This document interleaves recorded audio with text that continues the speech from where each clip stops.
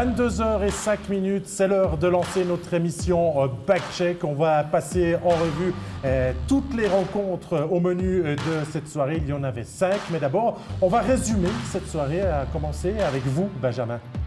Ouais, une très belle soirée de hockey sur glace avec plein de buts. Maître Delcourteau, professeur Delcourteau, qu'est-ce qui se passe avec ton HC Davos qui est moribond?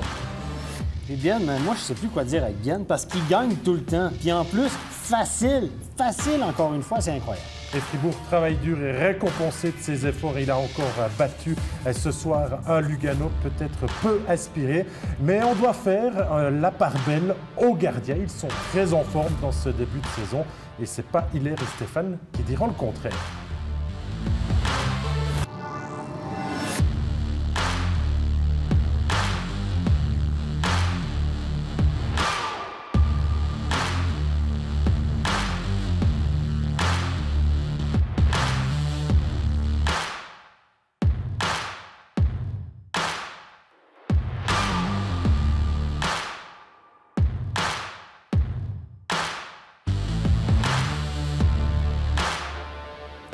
Vous voyez, un spectacle garanti avec des gardiens de grande classe.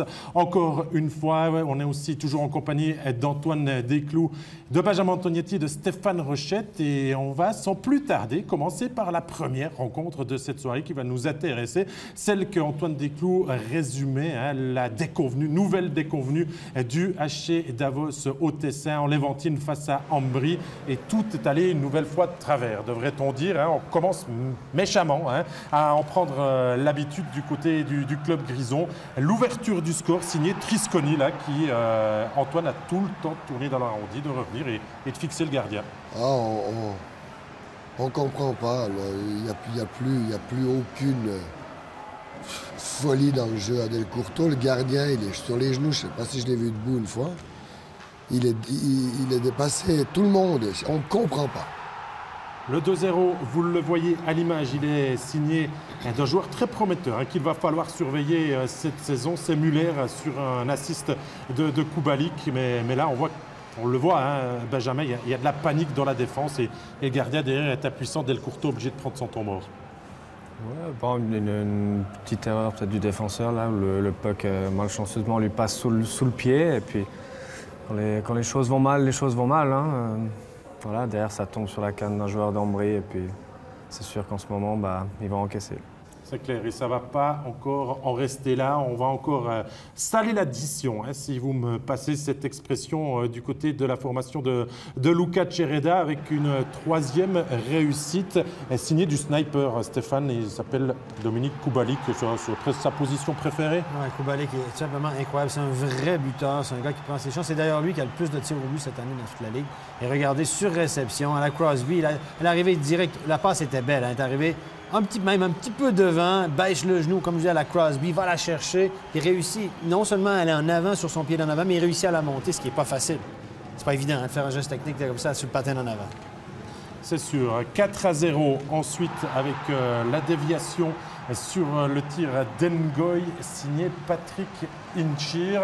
Là, ça commence à devenir compliqué. Le gardien Lindbeck, Benjamin, il va partir en dépression. Il découvre déjà peut-être les grisons. Il doit s'habituer au style de vie suisse et ça se passe très mal quand même son arrivée en Suisse. Pas facile, ça va, pas facile. Après, ils ont eu un bon match contre nous à Lausanne où je pense que beaucoup de monde a pensé qu'ils allaient repartir là-dessus. Et puis, ce soir, c'était pas le cas.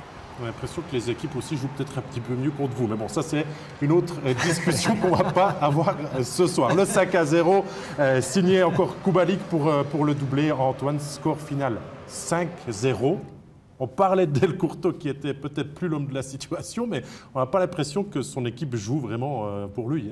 Non, mais là, on découvre quasi les images en même temps que vous. On a un peu zioté pendant sur nos écrans, mais il y a vraiment rien qui va. Il perd l'équilibre, chaque joueur tombe, on loupe le puck. C'est fantomatique. Alors, on va... Oui, qu'est-ce qui se passe avec Davos? Moi, j'aimerais soulever que ça devait être la fête là, à Ambry, ce soir. Ça devait être joli à la Balachia, là. Ils ont dû apprécier. Mais oui, voilà, je crois on va retourner pour se réjouir pour quelqu'un et pas que je me réjouis pas que Davos bien sûr descende, mais qu'Ambry gagne, mettre 5 buts, on connaît leur public. Bravo, Ambry. On va souligner quand même le travail de Benjamin Cons. Un blanchissage quand même. Il a été pas très bon contre Lugano dans le derby la dernière fois. Il a mal paru, mais il est capable de très grandes performances. Il n'est pas toujours très constant. C'est peut-être son péché mignon. Mais ce soir, il a été bon. Et si le shoot tracker est juste de la Ligue, Ambry a donné un tir de l'enclave durant toute la soirée. Le reste, on a donné des tirs de l'extérieur. Ça me paraît presque impossible, mais en tout cas, si c'est le cas, chapeau à Cons, OK, mais chapeau à la défensive d'Ambry qui n'a rien donné à Davos. C'est la défensive qui est bonne, Benjamin, ou c'est l'attaque de Davos qui n'y est plus?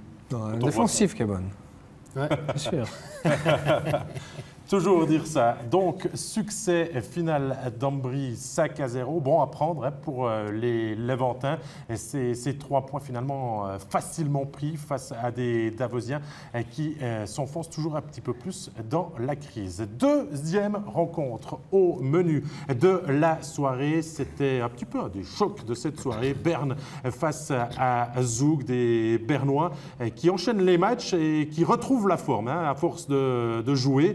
Et ça s'est encore confirmé ce soir, une grosse prestation, on va dire défensive, à commencer de Giannoni. Mais offensivement, ça a aussi bien joué, Antoine, avec cette ouverture du score, après une belle triangulation suite à une mauvaise sortie de zone de la formation zougoise. Ouais, il n'y a pas eu beaucoup de grosses erreurs dans le match. Ça, c'en est une sur la sortie de zone. Un bon forechecking aussi pour récupérer le puck. C'est 2 des grosses cylindrées du championnat. Hein. Zug sont plaisants offensivement. Berne a vraiment bien bouclé derrière. Giannoni, on le connaît. Il y a eu des occasions. Berne est fidèle à lui-même, je dirais. Hein. L'année passée, ils se sont fait éliminer tôt. Mais c'est quand même une grosse, belle équipe. On va avoir un big save dans ce match. C'est celui que l'on vous a proposé dans l'image du jour. Il est signé Tobias Stéphane. Et là, quand on est attaquant, je m'adresse à vous, Benjamin Antonietti, on se dit qu'il nous enlève le but. Ah là, on regrette, là. Non, je crois qu'il n'y a pas grand-chose à faire là-dessus. Sur un rebond, on dit souvent après un rebond d'essayer de finir en haut. Je crois qu'il ne pourrait pas finir plus haut, là. Donc, il a juste chapeau. Trop croisé son shoot un peu, mais le mouvement est là. On a vu un NHL, le Cam Ward, le gardien de Chicago, faire un arrêt pareil l'autre jour à Ottawa. Un petit peu de chance, il est en retard. Le joueur décentre un peu, il croise trop son tir, mais le mouvement est là. Il a mis un peu de moutarde et puis de ketchup un petit peu pour en ajouter à la fin. Il a fait les pas, les jambières en l'air. Mais c'est joli, c'est sympa à voir. J'aime bien. Ouais. J'aime bien quand tu l'as arrêté comme ça, puis il en rajoute un petit peu après, moi je peux vivre avec. Pas sûr que l'attaquant adverse partage votre avis ici dans ce plateau. En tout cas, Stéphane a essayé de repousser l'échéance au maximum, mais Berne a réussi à aller inscrire le 2-0 signé du capitaine Simon Moser. Il a encore la défense zougoise ne paraît pas bien, Stéphane, là, dans ses sorties de zone. C'était peut-être pas la marque de fabrique de la formation de Tangnès ce soir. On multiplie les mauvaises passes. Écoutez, chapeau aussi au forechecking de Berne parce qu'il n'y avait pas trop de solutions. Puis quand comme défenseur, vous êtes obligé de mettre des pucks par la bande, des rims qu'on appelle des pucks qui longent la bande. C'est des pucks de M pour les alliés, on le sait. C'est toujours un mauvais puck parce qu'il y a le train qui arrive, tu essaies de récupérer. Et puis là, le joueur, souvent l'allié, il n'a d'autre choix que de remettre encore en arrière parce qu'il y a le train qui vient. Puis là, c'est le cafouillis, c'est exactement ce que c'est. Il y aura un 3e but dans la cage vide signé Yann Mourchak pour sceller le score à 3-0 en faveur du CP Berne. On a envie de dire, Benjamin, que quand Berne joue sérieux, appliqué, solide comme ça à domicile, Zug n'a pas fait un mauvais match, mais il n'y a pas grand-chose à espérer. Je crois qu'on vient de le vivre. Hein. Il n'y a pas si longtemps que ça. On a perdu 2-0 là-bas. Pas grand-chose à faire. Honnêtement, on s'est battu, on a donné, mais eux, ils ne te donnent rien. Ils ne te donnent rien du tout. Ils attendent, ils prennent leur chance, ils te forecheck, ils te laissent. Et quand ils ont l'occasion, ils marquent. C'est le 3e blanchissage de Giannoni ou 4e? 4e de la saison. On a combien de matchs de jouer? 9? C'est le 9e sur Berne ce soir, c'est le 9e. Pas mal, la moitié des matchs en blanchissage, mais il est sur une tendance de 22-23 blanchissages cette année. Ça disait qu'il allait changer de club et pas forcément se concentrer. Ouais, je crois qu'il répond à ses détracteurs. Il répond à ses détracteurs. Et puis, l'année passée, je pense qu'il en a 5 ou 6 dans toute la saison. C'était lui qui en avait le plus. Il a déjà à 4 blanchissages. Mais chapeau aussi à sa défensive, mais wow, c'est impressionnant quand même. Et on va aller recueillir une impression après cette rencontre. Notre journaliste est allé auprès du joueur ancien pied-noir, Gaëtan Haas. Gaëtan Haas, solide prestation ici à la Post Finance Arena contre le FAO Zug ce soir. On a fait un bon match pendant 60 minutes. Léo, il a fait les arrêts derrière. Devant, on a réussi à marquer un goal assez vite. Donc ça félicite direct le job. Et ouais, ensuite, je pense que pendant le deuxième tiers, on a beaucoup pressé. On n'a pas réussi à marquer. Et à la fin, on mérite les 3 points. Vous avez commencé très fort chaque tiers. C'était une tactique de Kari Alonen? Non, c'est juste qu'on a eu un match de Champions League cette semaine. On savait qu'ils étaient sur la route, donc ils n'étaient pas à l'étranger. Donc on savait qu'il fallait leur mettre la pression assez vite, que peut-être ils allaient avoir les jambes un peu lourdes. Et je pense que voilà, le début de match, c'était parfait pour nous de pouvoir marquer un but aussi rapidement. Et ensuite, comme j'ai dit, Léo il a fait les arrêts. Ensuite, on a réussi à aller chercher ces 3 points. D'accord, merci beaucoup Gaëtan. Voilà pour les propos de Gaëtan, ce qui va nous permettre à passer à celui qui devait nous servir d'entourage ce soir, notre match studio entre Fribourg et Lugano. Un match entre une équipe qui va beaucoup mieux, Fribourg, et une équipe qui se doit de se redresser après un début de saison compliqué. Et les Dragons, eh bien, ont su élever encore un petit peu plus leur niveau de jeu ce soir pour sortir un bon match, mais ça n'a pas été tout facile dans cette rencontre. On va découvrir les images. C'est bien la formation de Greg Ireland qui va ouvrir le score en premier avec le tir croisé, Antoine, de Julien Vauclair, et qui surprend, on peut le dire comme ça, un Reto Berra. Ouais, on a laissé descendre sur l'extérieur Vauclair. Il sent bien le coup toujours. Là, il est à 5 mètres de Berra, même pas. Quand il lance son shoot, c'est fort. Ça lui passe juste sous le bras. C'est un peu faute à pas de chance, on voit là. Parce que c'est pas grand-chose à faire si le puck est à côté du maillot. 1-0 donc pour le HC Lugano à ce moment-là. Il n'y aura pas de but dans cette première période pour les Fribourgeois qui réagiront après la pause, après le discours de l'entraîneur, en parvenant à inscrire à l'égalisation après 25 minutes et 11 secondes. Et là, on s'appuie sur le power play. Ça peut être toujours une bonne solution avec un gros travail devant le but. Les efforts, Benjamin, sont récompensés là, de toute l'équipe fribourgeoise. Oui, je pense qu'ils n'avaient pas fait un mauvais premier tiers, même s'ils étaient menés. C'est toujours un petit peu plus facile à la maison. Voilà, surtout à Fribourg, c'est une patinoire où il y a beaucoup. C'est une équipe qui joue avec beaucoup d'émotions. Voilà, une fois que le public commence à s'enflammer, c'est vrai qu'il tourne un peu dans tous les sens, ça devient compliqué. Et je pense que voilà, là, ils ont été récompensés. Le public les a poussés. Je pense qu'ils ont gagné à la fin et c'était mérité. Et le but pour Slater, ça va aussi lui faire du bien après son début de saison. Oui, effectivement, un but en power play, bel échange de rondelles, beaucoup d'œil de Julien Sprunger, mais ça soulage toujours effectivement quand vous... Petit but de temps en temps, là, ça fait plaisir. Hein? Même c'est comme pendant un moment, on revient des gamins un peu. Hein? On a marqué un but, c'est le feeling de ouais, j'ai marqué un but. Non, mais ça fait plaisir quand même. C'est sûr. Même les vétérans. On est donc sur le 1 partout et on va filer jusqu'au 2-1, celui inscrit par le capitaine Julien Sprunger. Et il restait encore du temps dans la rencontre. Vous le voyez, 16 minutes encore à jouer, mais le but est finalement décisif de cette soirée signé par le capitaine. Finalement, tout un symbole, c'est à lui aussi de montrer le chemin. Les leaders, que ce soit à Lausanne, à Fribourg, à Genève, à Bienne, Benjamin, doivent aussi faire leur part de travail. Ouais, bon, je vais rien vous apprendre en vous disant que laisser un rebond à Sprunger à 30 cm du goal, ça fait mal. Ça, en général, on connaît tous le résultat, mais voilà, je pense que c'est un bon joueur qui est à Fribourg depuis longtemps, et puis il en a marqué tellement des goals, je pense qu'il va encore en marquer énormément. Il n'y a pas de miracle avec lui, ça ne pardonne pas ça. Il a débloqué les 2-3 premiers matchs de la saison, les 3 premières défaites, on disait à Sprunger, les leaders ne sont pas là, etc. Il a rebondi, Julien, il faut lui donner ça encore, c'est son 5 ou 6e but sur Ferrari. Il avait 4 buts, 2 passes avant le match de ce soir, il a rajouté un but, un assist ce soir. Il s'est imposé, quand tu es meilleur, sont tes meilleurs. Hein? En général, tu gagnes les matchs. Et Antoine, là aussi, Fribourg passe l'épaule dans un moment où il commençait vraiment à prendre le match à son compte dans ce 3e tiers. Oui, là, Fribourg a fait vraiment une bonne 3e période. Vraiment, si l'entraîneur il peut se réjouir de cette période. Ouais. Je reviens aussi, mais sur l'entraîneur, il a quand même changé. Il a cassé Bikoff et Sprunger, et c'est la première fois qu'à terme, ça marche. Actuellement, ça marche. Hein. Ouais. André, il se plein d'occasions aussi, il crée du jeu. Miller qui est actuellement blessé, mais finalement, il y a une fois qu'on a pu les séparer et que ça marche, c'est aussi une bonne force pour Fribourg. Peut-être que maintenant, il y a 2 blocs qui vont pouvoir être plus que performants. Ça équilibre forcément plus les lignes aussi. Et que forcément, ça répartit les forces. Souvent, l'entraîneur, on a dans ces schémas dans la tête, ces deux-là, ils vont ensemble, ces deux-là, ils vont ensemble. Souvent, les entraîneurs ont de la peine à casser ça. C'est une espèce de truc récurrent, puis tout à coup, ils se remettent avec leur tableau, avec leur petit truc aimanté, puis ils se mettent à jouer au domino. Là. Ils disent, ouais, on va essayer. Tout à coup, on essaye un truc, on marquait pas de but en début de la saison, après les 3 défaites. Mike French a remodelé ses lignes, a joué au Lego. Quand il a trouvé l'étincelle, ça fonctionne, et pourquoi pas continuer comme ça? Des fois, ça... Ah, sûr. Après, c'est un peu de chance aussi, un peu de flair, et puis ça fonctionne. Par contre, peut-être une mauvaise nouvelle pour Fribourg, Birner s'est blessé visiblement au genou.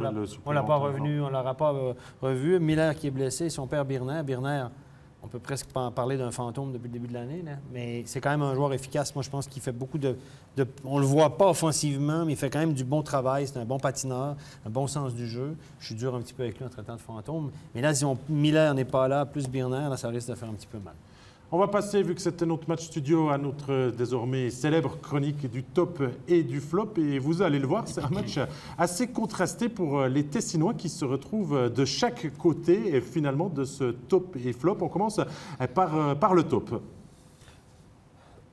Oui, j'ai mis Merzakin de Lugano parce que finalement, c'est lui qui a réussi à maintenir son club dans la partie. On aurait eu du temps, j'aurais vraiment mis la 3e période de Fribourg. Mais Merzakin a été impeccable. Il a arrêté, il a tenu. Autant Lugano défensivement n'était pas bon, qu'il était quand même là. On le connaît, fantasque comme il est, mais les pucks, il les a arrêtés. Donc, s'il n'avait pas été là et s'il n'est pas là, je ne sais pas où serait Lugano. Voilà pour le top de cette soirée. L'occasion aussi de passer au flop. Vous avez certainement reconnu sur votre écran, derrière nous, sur le mur, l'entraîneur de Lugano, Stéphane. Je ne veux pas le planter en guillemets sur son travail. Je pense qu'il a fait des bonnes choses à Lugano l'année passée. Il a amené cette équipe-là en play-off, etc. Ça reste un bon entraîneur. Simplement, c'est la façon dont il a répondu à notre journaliste avant le match, Régis Cerf, qui m'a profondément dérangé. Tu dois faire face à ce genre de questions. On lui a dit, ton équipe va pas très bien au début de saison. Il a bafoué ça en disant, non, c'est pas si pire que ça. Ouais. Il a un peu bafoué la question. Il a parlé de son power play. Il a dit, ton power play fonctionne pas, etc. Il a encore bafoué la question. Il dit, pas notre power play qui marche pas, c'est qu'on n'a pas assez d'occasions, on n'a pas de rythme. Il dit, on a une occasion par match. Avant le match de ce soir, messieurs, il y avait 22 powerplays pour Lugano. Ils n'avaient marqué que 2 fois. Ce soir, ils sont 0-3. On a rectifié. Ce qu'il aurait dû dire, c'est qu'il avait un powerplay par période depuis le début de la saison, puis il ne réussit pas à en faire façon. Et d'autre part, à la fin, il dit à 5 contre 5, on est une des meilleures équipes de la Ligue. Ce soir, je n'ai pas vu ça. J'ai vu une équipe qui était soft sur la glace, qui ne donnait pas son plein rendement, à mon avis, parce qu'on peut faire beaucoup mieux. Et il y a des leaders aussi qui sont absents. Hoffman, Fadzini, Burglar, messieurs, depuis le début de la saison, chacun un but chacun seulement. C'est trop peu. C'est des buteurs nés. C'est des gars qui doivent remplir le net à tous les soirs. Et je reviens à Greg Ireland. Je m'excuse, son entrevue d'avant-match, c'est quasi inacceptable. Antoine? Je peux qu'acquiescer. C'est rare, hein? Mais je suis d'accord. Non, c'est pas juste. On voit qu'il est actuellement pas bien. Pour répondre comme ça, dès la première question, d'être déjà agressif, puis finalement de narguer ou de prendre de haut le journaliste en face, il y a des fois des questions stupides qui peuvent arriver. Ça peut arriver, mais on doit quand même y répondre. Là, et quand il est parti, hein, il a encore rajouté. Donc, j'ai rien contre lui. L'année passée, son équipe m'a tellement fait rêver. En play-off, là, c'était beau. Mais aujourd'hui, il y a quelque chose qui ne va pas. Dans son équipe. Hein, quand il pose une question sur son pipi, puis il nous dit non, il ne va pas, c'est parce qu'on n'a pas assez de powerplay. Ça reste une moyenne. Quand on parle en pourcentage, c'est pas le nombre de fois. Il est 2 en 22. Et écoute, il a qu'à répondre oui, on a de la peine sur le powerplay. C'est une évidence. On a 9 on est le pire powerplay de la Ligue. Basta terminé. Oui, on y travaille. Et écoutez, ça va venir. On va essayer. Je réponds un truc bateau à la Mark French, qui est très, très bon pour ça. Vous savez esquiver des questions. Il n'a pas besoin de dire aux journalistes quasiment quelle question con. Je suis désolé, là.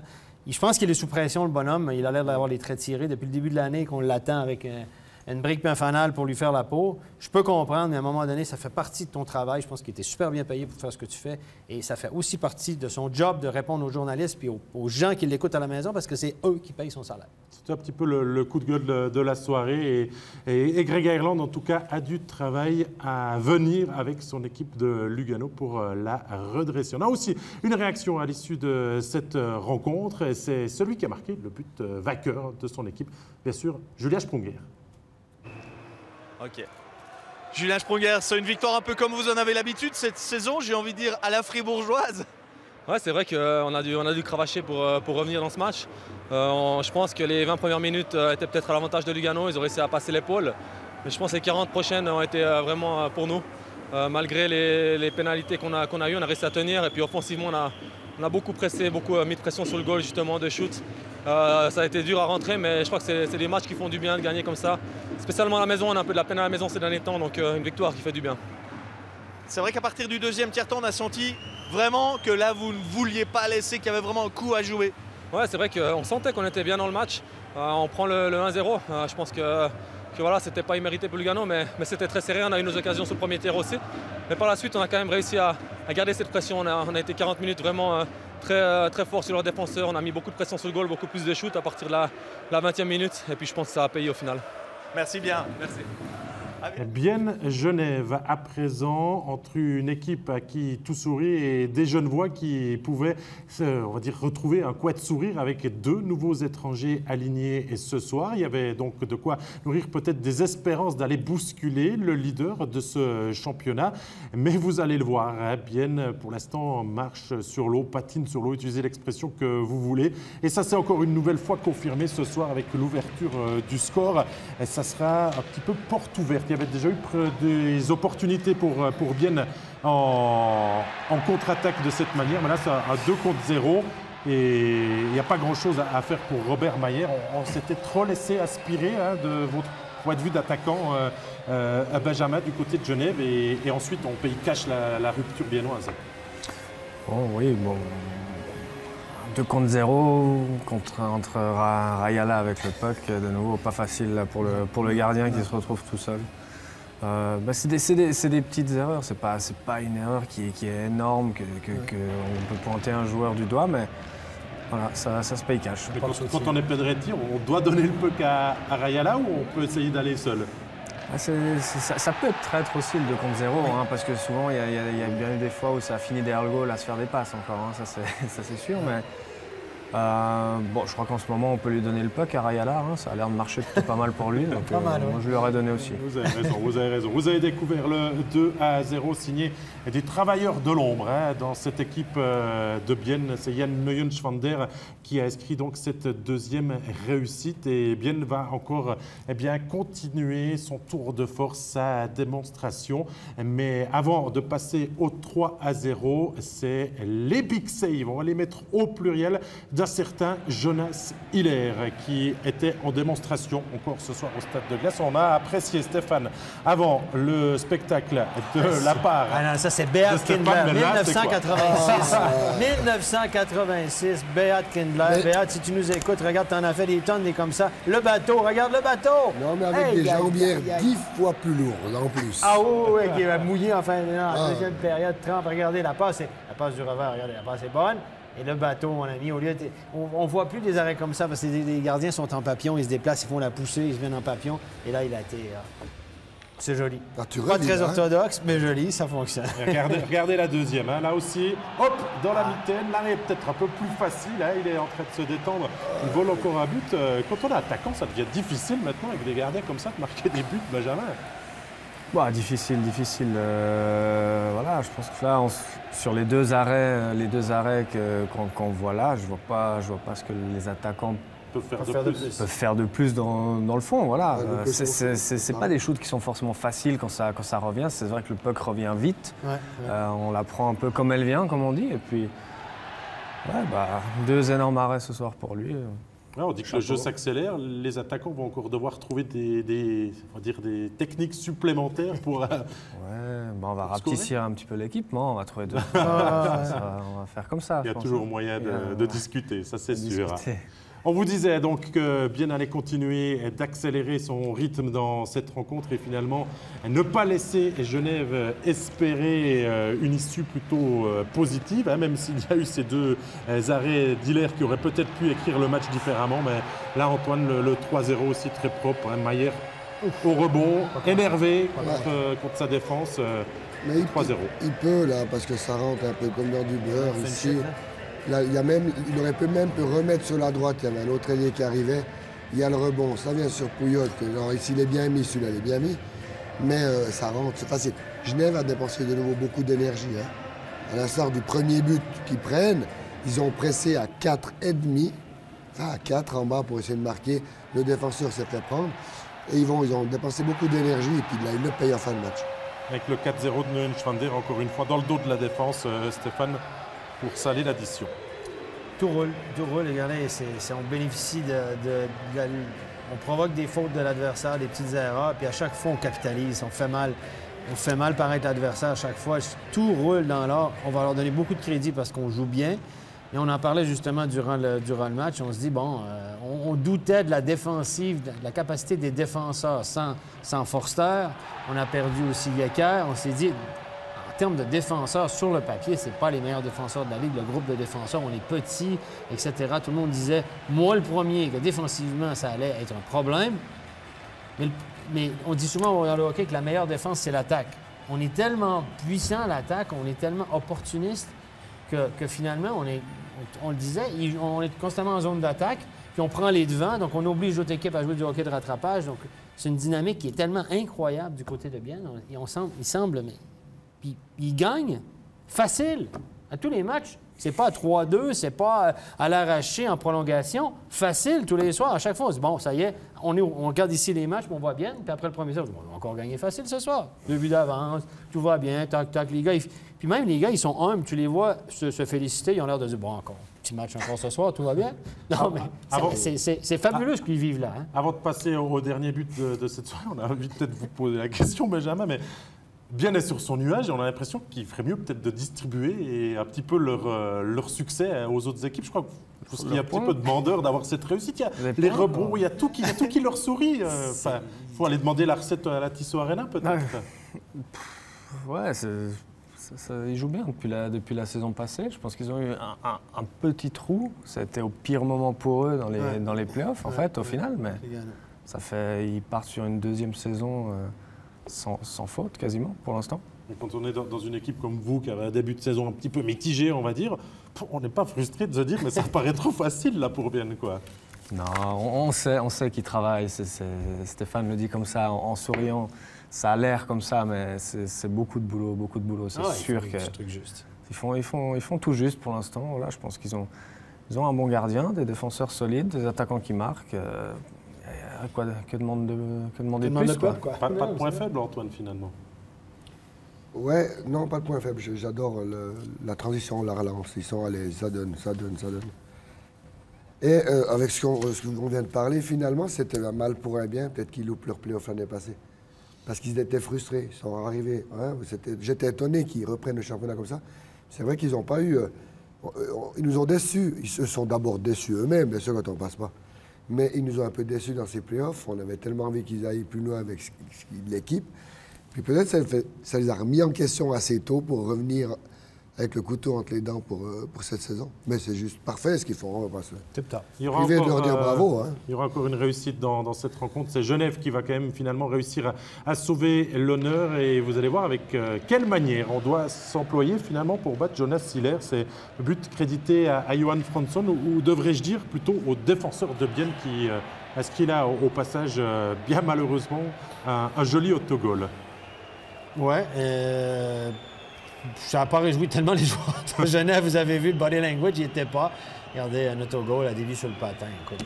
Bon, Hiller perd son blanchissage à cause de ça, mais je pense pas que Hiller, là où il en est dans sa carrière, un blanchissage de plus ou de moins, ça changera. Pour les poolers, évidemment, ceux qui ont le gardien de Bienne, qui auraient pu faire des points avec le blanchissage, pour ceux qui font des poules de hockey, c'est vraiment frustrant, mais voilà, c'est comme ça. Je vous propose justement, Jonas Hiller, d'aller le retrouver à l'interview. D'abord, du côté de Genève, on m'informe. Alors, on écoutera Jonas Hiller juste après. On écoutera d'abord un joueur du côté de Genève. Il s'agit de Tim Boson. Tim Boson, défaite 5-1 sur la glace de la Tissot Arena face à Bienne. L'histoire continue cette saison pour Genève. Vous démerdez pas si bien que ça à l'extérieur de vos murs. Ouais, j'ai l'impression qu'en déplacement, tout est différent que de la maison. En fait, à la maison, on joue incroyable. Et ici, c'est pas qu'on joue mal, c'est que je sais pas, ça peut changer le match. On a 2-3 grosses occasions et Hiller fait des gros arrêts, mais j'ai l'impression que tout est différent à l'extérieur et je ne sais pas pourquoi. Et c'est à nous de trouver la solution le plus vite possible parce qu'on fait vraiment du bon boulot à la maison, on travaille vraiment bien, on est vraiment confiant et on arrive en déplacement et c'est pas du tout la même chose. Alors je ne sais pas c'est quoi, mais il faut changer un truc. Vous avez bien tenu pendant 40 minutes ce soir. Qu'est-ce qui vous a manqué dans la troisième période pour essayer de passer l'épaule face à Bienne? Ouais, bon après la dernière période, on essaye de pousser, donc on ouvre un peu plus d'espace et ils en profitent avec des breakaways et plus d'espace. Mais les 40 premières minutes, on est là. Comme j'ai dit, si dans le deuxième tiers, on arrive à mettre ce but ou ce deuxième but, c'est tout un autre match. Hiller fait deux gros arrêts, encore une mitaine aussi en backdoor, donc ça change tout. Puis en troisième, on s'ouvre et on se fait contrer. Donc après le match est terminé là-dessus. Merci beaucoup Tim Beson. Voilà pour la réaction du côté du GSHC. On vous promettait celle du côté biennois et celle de Jonas Hiller. Eh bien, écoutez-la, regardez-la. Jonas Hiller, victoire 5-1 face à Genève. Cette réussite, cet autogol en fin de match, c'est dommage vu la prestation que vous avez fait ce soir. Ouais, finalement on prend les 3 points, puis bien sûr tu jamais reçois des buts, puis mais c'est mieux dans un match où on marque 5 au lieu d'un match où on marque 1. Tout marche en faveur de Bienne en ce début de saison, c'est vraiment incroyable. Je crois qu'on joue avec pleine confiance. Tout le monde est prêt de faire ce qu'il a besoin pour gagner. Les attaquants marquent, les défenseurs font leur travail, ils bloquent des shots. Et puis moi j'essaie d'ajouter mon part. Et puis ça fonctionne bien. Et puis on doit juste continuer de travailler fort à chaque soir. On a vu justement cet esprit de sacrifice ce soir avec Dufner et Maurer qui se sont sacrifiés devant vous. Ça, c'est la force de Bienne. Oui, c'est clair. C'est pas seulement les deux situations, ça donne pleine confiance aux autres. Ça montre qu'on est prêt, ça montre à l'autre équipe qu'il doit faire plus que nous pour gagner. Et puis, c'est vraiment la force de cette équipe. Merci beaucoup Jonas. Et voilà pour la réaction du gardien du HC Bienne. On vous disait aussi que Genève avait aligné ses 2 nouveaux étrangers, mais la pression n'a pas été, on va dire, flamboyante. Il faut peut-être leur laisser quelques matchs, Stéphane. Écoutez, ils viennent de débarquer de l'avion, ils viennent d'avoir leur permis de travail, ce qui est un exploit à Genève. Donc, déjà, digérer ça, non, mais je rigole un petit peu. Écoutez, tous les joueurs qui jouent avec des nouveaux étrangers, les gars, ils débarquent, ils n'ont aucune idée de où, quoi, comment, quelle patinoire, l'enjeu. C'est vraiment compliqué quand tu arrives dans un nouveau groupe. Tu ne connais même pas les prénoms de tout le monde, les petits noms, quand tu t'appelles sur la glace. On va leur donner du temps. Winnick a joué quand même 19 minutes 34, 2 shots au but. Skillet a joué 17-26, 3 shots au but. On dit que Winnick a été un petit peu plus en vue. Nous, on a regardé ça du coin de l'œil. C'est difficile de dire ça. On va leur laisser du temps, évidemment. Ça va de toute façon apporter une profondeur sur le banc de Genève, ça c'est certain. Pour rebondir sur ce que Hiller disait, que ses défenseurs font un bon job devant lui, là, on lui a demandé, il y a eu des block shots importants, on l'a signalé. C'est 21 tirs bloqués pour Bienne ce soir, au-dessus de la moyenne de 14, qui est la moyenne de 13-14 générale durant la saison. 21 tirs bloqués, 9 pour Genève. David, comparer ce qu'on a dit de Lugano avant et Bienne. Hein? Finalement, il marque, mais défensivement, on se met, on défend. On fait tous ces trucs. Alors, oui, il y a la confiance, oui, devant, ça joue. Mais quand ça part plus derrière, puis qu'on relance vite, et puis qu'on va avec pleine confiance, de nouveau, on peut pas... Ça, on ne le gère pas tant, la pleine confiance. Hein? Mais par contre, l'implication, oui, il a superment bien dit. Hein? Ils font, tout le monde fait leur job, et moi, j'essaie de faire ce que je peux. Allez, Ramperswil-Langnau pour passer à notre dernier résumé. C'est une équipe de Langnau qui carbure aussi à plein régime en ce début de saison face à un néo-promu et qui cherche son deuxième succès dans cette rencontre et avantage dans cette rencontre, en tout cas au début de match, aux Emmentalois qui vont ouvrir le score avec un powerplay d'un joueur qui revient au jeu après avoir été surnuméraire pendant de longues journées. C'est Eero Elo, avec, on le connaît maintenant, en Benjamin, son fameux puissant tir bien senti, bien placé. Ah, là, il y a de nouveau, un grand classique. Un grand classique. Un classique, ouais. C'est un joueur qui est grand, qui a une canne qui est hyper longue. Il a marqué beaucoup de buts comme ça, déjà la saison passée. Il faut faire attention, mais ce pas des shoots qui sont faciles à bloquer non plus. Il y aura le 2-0 inscrit par Harry Passonen, qui est un ancien Lausannois, Benjamin, qui s'adapte assez vite finalement dans la contrée emmentaloise. C'est un bon joueur de 1, c'est aussi, je pense, une bonne personne, c'est un bon gars, ça ne m'étonne pas qu'il s'intègre à Langnau. C'est très bien intégré à Lausanne, je ne pense pas qu'il aura de problème à Langnau. Et ça me fait plaisir pour lui, je le vois avec le casque jaune, et tant mieux pour lui. Pesonen, c'est un joueur que moi, quand j'étais à Lausanne, j'ai pu l'observer parce qu'évidemment, je travaillais à Lausanne à ce temps-là. Et c'est un gars que j'ai observé aussi aux entraînements, etc. C'est un gars qui a le physique, il a le patinage, il a le shoot, il y a beaucoup, beaucoup d'outils. Ce gars-là n'a pas réussi, je pense, en NHL uniquement parce qu'il y a un taux de réussite trop faible devant la cage. Souvent, il manque de précision, etc. Peut-être une question de timing, mais il a un skill set qu'on appelle un coffre d'outils plein. Et ce gars-là était heureux quand il jouait pour Ehlers. Et puis là, il est retourné là-bas. C'est un truc qui marchait bien. Et puis on le sent, il a de la glace et tout. Puis moi, je suis très content pour ce gars-là parce que c'est un gars qui se présente à tous les soirs.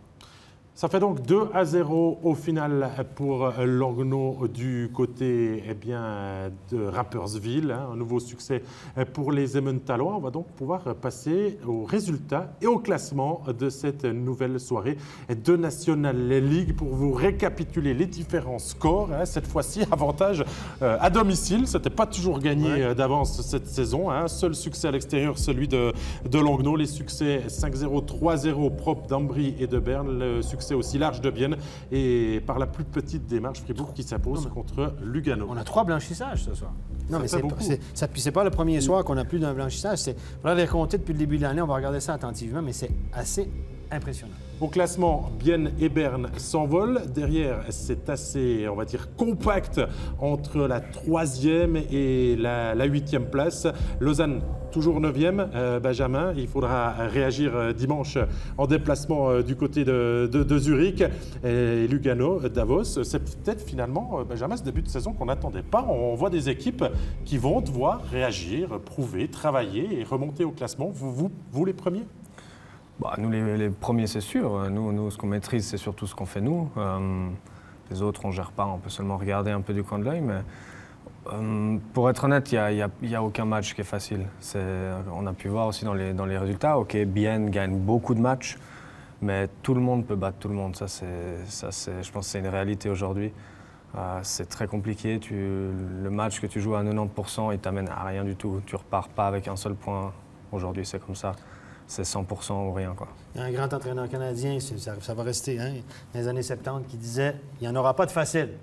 Ça veut dire qu'il n'y aura aucun match de facile. Quand tu te présentes à la patinoire tous les soirs, tu viens de le dire, il n'y en aura pas de facile. Et ça n'a jamais été en vrai, il y a quand même une certaine parité. Et moi, j'ai une deuxième question pour vous, messieurs. Je l'ai posée l'année passée, à peu près à la même période pour le CP Berne. Est-ce que Bienne peut faire 120 points? Est-ce que Bienne peut mettre... Écoutez, on est 9 matchs, 24 points, là. On est sur une allure de plus de 120 points. L'année passée, je rappelle que tu t'étais trompé. J'ai posé la question. Est-ce que Berne peut faire 120 points? Berne a branlé dans le manche un petit peu à la fin. Après les Jeux olympiques, la pause olympique leur a fait mal. Le play-off, on sait qu'on a... Voilà. Mais là, Bienne est impressionnant. Bienne nage dans le bonheur, messieurs. Moi, je préférais qu'ils ne fassent pas 120 points et qu'ils n'aillent plus en play-off. Non, je pense pas. Ils auront de toute façon c'est pas ma question, c'est pas ça. Ma question, c'était la saison régulière. Je réponds par une question. Non, mais non, je pense pas. Ils auront un trou, c'est sûr. Mais comme Benjamin dit, tout le monde peut vraiment battre. Tout le monde, ça roule, tout roule pour Bienne. Ils jouent. On est aux anges quand on ira de jouer. Ils auront un petit creux, ce qui est normal. Aujourd'hui, ils flyent et c'est le bon moment pour flyer. S'ils sont dans le trou au mois de décembre, on n'a pas beaucoup de matchs, c'est pas grave. Mais voilà, mais ce qui est fait est fait. Là, ils sont sur l'inertie. Tu pousses le wagon. Le Tormainen, c'est le temps de négocier, mon ami, parce que c'est... Là, il n'y a personne qui peut dire non à tout ce que tu demandes. Hein? 2 voitures, j'en sais pas. Il y a l'occasion d'aller négocier. Demande la Lune, tu vas l'obtenir. Allez, on joue également en Swiss League ce soir et il y a eu différents résultats que l'on va bien sûr vous énumérer avec le classement qui va suivre. Vous pouvez voir la courte victoire de Chaux-de-Fonds à domicile contre Ticino Rockets. Viège qui gagne contre Holton. Ajoie à la maison, 7-4. Résultat surprenant contre les Getseka Lions. Et 2 victoires encore à domicile de Langenthal et de Turgovie. Enchaînés au classement, cela nous donne désormais pour la Swiss League Ça va prendre un petit peu plus de temps, mais on va y arriver. À la technologie, vous savez, eh bien, on passe d'un roman à un autre. En tête, c'est Chaux-de-Fonds qui récupère le leadership devant Holton et Ajoie. Les Getseka Lions, grâce à ce succès, remontent à la 6e place et toujours fermer la marche avec Winterthur, dont on vous avait proposé le match mercredi avec le résultat que l'on connaît face à Langenthal. Merci Antoine Desclous. Merci Benjamin Antognetti. On vous souhaite une bonne suite de saison et on espère que Lausanne retrouvera un aura et saura aussi repartir de l'avant. Merci en tout cas d'être venu dans nos studios. Merci à vous. Merci à toi aussi Stéphane. Et on rappelle bien sûr qu'il y a encore une soirée de National League demain. Donc on va faire un petit dodo et on va revenir encore plus fort pour suivre tout ce qui va se passer. Ça sera dès demain. Merci d'avoir été en notre compagnie. C'est toujours avec grand plaisir. On vous dit bonne nuit et à demain. Bye bye. Merci, messieurs.